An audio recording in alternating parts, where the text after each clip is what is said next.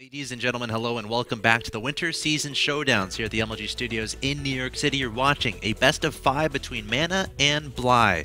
My name is axeltoss. I am joined by axslav, and you just saw an awesome commercial there for Full Sail University. I want to talk a little bit more about Full Sail University. Of course, a great source for you if you're in high school, if you're in college, if you don't know what you want to do with your life, but you know it has something to do with video games. This is the website for you, fullsail.edu/MLG. Head on over there, they'll request some information from you, and then they'll throw some information right back at you. Of course, you know, game design, graphic design. If you're into any of that stuff, Full Sail is your source. It's a great opportunity. Of course, it's good to get a career you can make money in. Yes. And then you can use that money to do all sorts of fun things in life, like buy STARCRAFT 2. And buy Heart of the Swarm. Yes. Buy some coming out soon. MLG gear to go with it. Of course, we are watching Heart of the Swarm as we speak. We have been privileged enough to be able to watch these top pro players take a crack at the beta of this wonderful game, and we got a pretty interesting match on our hands. Very unique play styles here from these guys relative to the standard, at least from Bly, we should say. Of course, Bly is your Zerg player in the bottom left-hand location, representing Team Acer. He is one win away from getting that spot at the Winter Championships in Dallas, Texas on March 15th. Will he do it? Let us know in the chat. Let us know on Twitter. Of course, you can tweet at us at axeltoss and at axslav. If you're watching the VOD on YouTube, put a comment down below who's going to win. Will Bly secure it? Will it be with Hydras? Will it be with Swarm Hosts? Will it be with Mutas? Will it be with an earlier pool?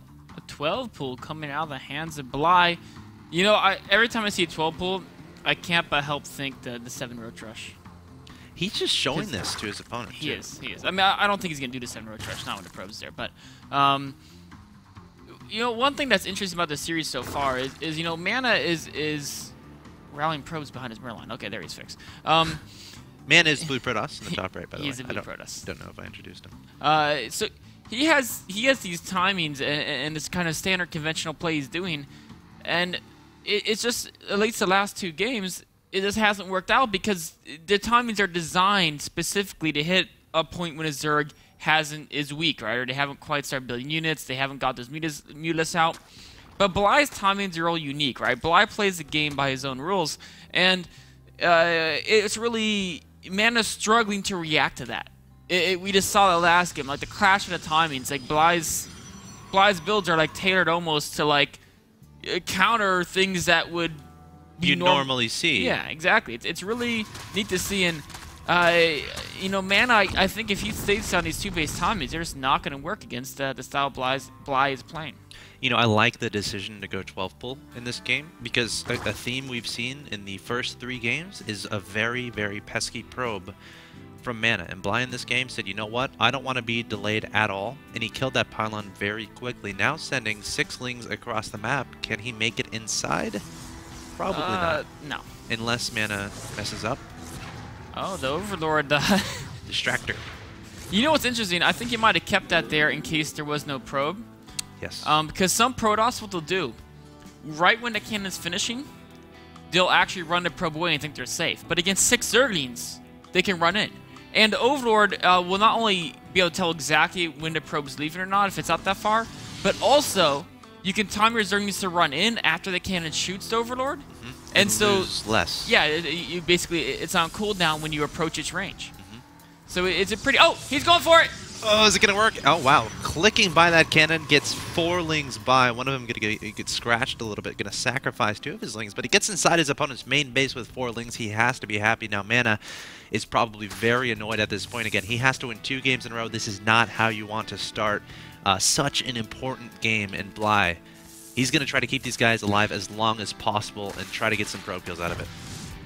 Any probe kill he can get is icing on the cake. I mean, he's got great scouting information. He's delaying mining time. This is a wonderful situation for Bly. Zelda's here now, but with good micro on those Zerglings, they should be able to avoid that Zeld without a problem. Of course, Stalker is the follow-up, and the Stalker will be lights out for the Zerglings. But until then, they're free to run around, and look at this. More probes going to go down. Oh, another probe getting taken out there from Bly. Great control from him so far. These guys' APMs are off the charts, of course. The mining time that Bly is able to cut into here is very instrumental, very important to note as well. If we can already look at the income and see the difference there, up 37 to 29 in harvesters. Is he going to see the Stargate? Is he seeing it? Is he just on a mission? I'm going to find out. Oh, well, no, now he sees it. Yeah, now I see it for sure. Now, what if Mana did that on purpose? I don't think he did. Okay. I mean, he may end up reacting and making it on purpose, but I think his original thought was that with the Stalker coming out, the Zerglings would never get back into the main. Right, because he had a Stalker coming out, but the Zerglings snuck by, and, you know, that scout is very valuable. Very, very valuable to Bly, because, you know, he won't get caught off guard by the Stargate, and that's something that if you're caught off guard, Oracles or Phoenixes can just be... Look at this, he's confirming it! He says he might be trying to trick me. It's worth it to sacrifice the Overlord. He timed that really well, too. Perfectly, so we'll get a vision just as it would be finishing. And he sees the unit that is being made? He does, and indeed, I love the choice of going Phoenix, because the Oracle and the Void Ray are units that can end the game if you catch your opponent off guard. They'll just kill everything, right? Oh, wait, he cancels and builds an Oracle. Interesting. Oh, so he showed him Phoenix, now he's building an Oracle. Interesting. Now, I don't know if I like that, though. I don't know if it's going to work out. Like, the Hydra Den is already halfway done. And this is really interesting, because Bly, he's just completely foregoing the Spore Crawlers in favor of getting that Hydra Den. He knows the timing when it starts getting finished, so he knows that he can get Hydra Den on time. He doesn't have to sacrifice any drones to make those Spore Crawlers. Add on an additional Queen, upgrade that Hydra upgrade, and then, of course, he can get those Hydras churning out on the field and make sure he covers all of his bases, all of his mineral lands. I really like getting the Hydra speed upgrade first. You know, in a straight-on fight, the range upgrade is a superior one, but right now he's thinking about how can I deal with air harass, and that's all about mobility, so getting that Hydra to speed upgrade right off the bat is a great choice. Man, I added in more and more gateways. Does he want to do a timing of some sort? I don't know if gateways is the right option, really. I mean, we've seen Hydra just do pretty well against gateway units, you know. Especially on creep, especially Bly's really good at kiting with them and knowing when to engage, when not to engage. Mana's really committing to this. He's got a proxy pylon up. He's got some units stacked up there. The Mothership Core is, where is that? Mothership Core, actually. He doesn't have it yet. Oh, never mind. I was going to say, it's joining the army that I assumed it would be, and then it just wasn't. It's kind of a funny situation there. Oh, if the Hydras get caught off creep, though, they could get destroyed because right now there's only a few of them. Free Phoenix. Oh, gets the free Phoenix. The pylon gets canceled. The probe, if you can get that, that'd be huge. A pylon hastily being placed down. Oracle's going to come forward here to try to deal with this. Will this even work? Again, Hydras are perfect against those Oracles. They're going to die in a matter of seconds, and Mana all of a sudden has to back away. Yeah, this attack was just not particularly well thought out. Interesting choice of him, and Bly's going to take advantage. I mean, this guy is the master at absolutely destroying any type of two-base plan you have. I mean, I like what Mana's doing now. He's getting to Robo, getting to Mothership Core. Hopefully he's just going to hang back for a bit and, you know, try to... Ooh. Lost a sentry. Yeah. Nice pickup by Bly there. Wait, Bly's not... He's not content to sit back and show not being happy. We saw this on the Daybreak game. Meanwhile, we have an Oracle heading to the mineral line of Bly here. Mana trying to make something happen with the tech that he does have on the field. Force fielding, trying to keep these Hydras and Lings back. They're trying desperately to get past, to get up this ramp to attack his opponent. Might have to swing around and come from the left-hand side. Gonna start taking down these rocks, and Mana finally gets that Mothership Core out in the field, but here Bly comes, gonna try to engage this army. The Hydras and Lings getting up the ramp. Force field going down, not the best force field in the world, and Bly looks like he's gonna clean up this army. He is. Mana walked out into open, and you do not want to fight Speedlings there. They're getting around the army, but so you know what? Some great micro by Mana, trying to micro those Stalkers, keep them alive as long as possible. The Zealot flank's going down now, but the Hydras actually are faster than Zealots off creep with that speed upgrade. Nice kiting there from those Hydras from Bly. Now he's going to kite away from the Zealots. We have a Robotics Bay on the way, as well as a Spire. Of course, Robotics Bay from Mana, Spire from Bly. And now he's going to do a little bit of transitioning here, or so it seems. Of course, I've said that before, and he hasn't. There's 8 Hydras in production, so it looks like Bly might just try to focus on denying his opponent's third base, but has to stay aware of the potential of those Colossus. I love the way Bly's playing here. If you're ahead by this much, you just stop your opponent from getting to third base. Their main runs out there on the one-base economy, and that's how you take an advantage and run with it to turn it into a victory. I mean, Mana's defense is strong here, but losing the Mothership Core. Wow, that's a little bit of surprising. Yeah, definitely an error there on Mana's part, and quite unfortunate because you really want that to build up energy. Those time warps can be instrumental in keeping your units alive and backed away from those deadly Zerg, Hydralisk, and Roaches and Speedlings. All right, Look Bly. at the gas banked up by Bly. Yeah, and he has a Spire that This finished. isn't Corruptors, man. This is not Corruptors. He stopped making Hydralisk. There's no Hydralisk in production. This has got to be Muta transition, which is beautiful. He's seen the robotics cranking out, knows it's producing, knows there's no way his opponent's going Phoenixes from this point of view. He's going to bank up for a good amount of money and just make a bajillion and 5 mutas at once and just absolutely overrun his opponent with the aerial threat. Mana having the toughest time holding this natural expansion. This is the great thing about Hydras. They can take out this natural expansion wall off from your opponent, and they can't do much about it. What are you going to force field? You're just delaying the inevitable and wasting energy. But a Colossus finally gets on the field here from Mana, and he might now feel confident enough to engage. Colossus from the high ground, lasers taking out those Hydralisks. They're not trading very efficiently, but Bly doesn't even care. I don't think he killed the buildings, and he's like, Yep. all right, I'm going into mutas anyway. I guess I don't care that much if I lose those Hydras. Not too much. Rebuilding a few more Hydralisks, which is I would have thought he'd just go all the way into mutas. There go 11 more. That's a lot of mutas. That is. I mean, Mana's going to be like, yay, I've taken my third. I've stabilized. And he's making Colossus. I mean, he's The investment, logical. The investment, of course, and the investment into this. You got the extended thermal lens. You got the Colossus. None of this helps against mutas. There's no. Actually, he lost his forge, so he can't even make cannons. So when the mutas come in, he can't even reactively make cannons in his mirror lines to try to stabilize. He's just going to be. Actually, the mutas can just come in and just actually kill his army because he has no stalkers. All right, there's a hallucinated Phoenix. That's step 1 to potentially coming back. You have to spot your opponent's Mutalisk, but this is actually pretty unlucky here for Mana. He sent the hallucinated Phoenix in the wrong direction as far as compared to where these mutas are. And these mutas are definitely going to take his opponent completely off guard. In fact, if Mana... I wouldn't be surprised if Mana just GG... Yep, there it is. I mean, when you see that flock of mutas, and that's the first you see of them, and there's how many? 25.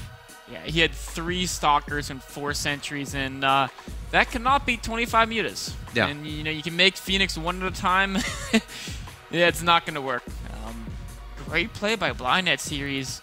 A really unique style and approach to the game. I love watching this guy play. He's going to be... we're going to see him some more. We are. He's going to be at the Winter Championships in Dallas, Texas. Remember his name, guys. Acer Bly. When you're filling out your bracket, when you're making bets with your friends, and you're recalling, all right, which players are going to do well? Let's think about that Bly guy. I think he's potentially a guy with his unique strategies can definitely make a run in the tournament, of course. Very innovative play. That started out with that 12-pool decision. Of course, getting those early lings out, denying that initial pylon at his natural expansion, then sneaking into his opponent's main base. And that was actually a huge deal because then he can scout, all right, probe count, he can get some kills, deny some mining time, then he can scout the Stargate, then do a follow-up scout with the Overlord, react perfectly with the Hydra, shut down the push, and then go straight into the mutas, which, as we saw, Mana was completely unprepared for. No answer to those mutas. A really heads-up play by Bly there. Mana knew there were 6 Zergians because he saw them at the Naturals as they were... And then he knew he had the wall up. He's like, I can go build a Psycore and get back real quick, right? No, man. Bly, instant that probe stepped out of that opening. He was waiting for it, man. He was... if you play Lattice Protoss, there's always a situation where like, well, I can take my guy off the wall right now, right? And not many Zergs punish you, man. Yep. Almost not many Zergs punish you for that, but Bly, next time you face him, do not pull that probe off that wall spot. Yeah, congratulations to Bly once again. Let's go to take a look at that European card. Of course, we have a couple more matches for you guys this week. Of course, today is Wednesday. There's 2 more days left, Thursday and Friday. Your matches are going to be Sake versus Thorzane. That's tomorrow at 5 p.m. Eastern. If you're watching this on VOD, that's February 13th. at February 14th at 5 p.m. Eastern. So if you're looking at your computer clock and you're saying, oh my gosh, it's February 14th, oh my gosh, it's 5 p.m. Eastern, then switch over to the stream, twitch.tv/MLGSE2, watch it live, Sake versus Thorzen. That's going to be amazing tomorrow at PBT, best of 5, winner goes to the Winter Championships. Rhett versus Feast will be our last European match for now. Of course, Grubby Damaga is yet to come, but Rhett versus Feast, that should be a great matchup on Friday, and of course you can see the rest of the qualifiers. Sase, Baby Knight, Stefano, and Bly. Congratulations to them. And we have another Zerg that qualified. It's 2 Zergs in a row. Zerg's making a comeback. It's nice to see that, man. I was worried there for a bit. Those Kespa Zergs had me worried, yeah, man.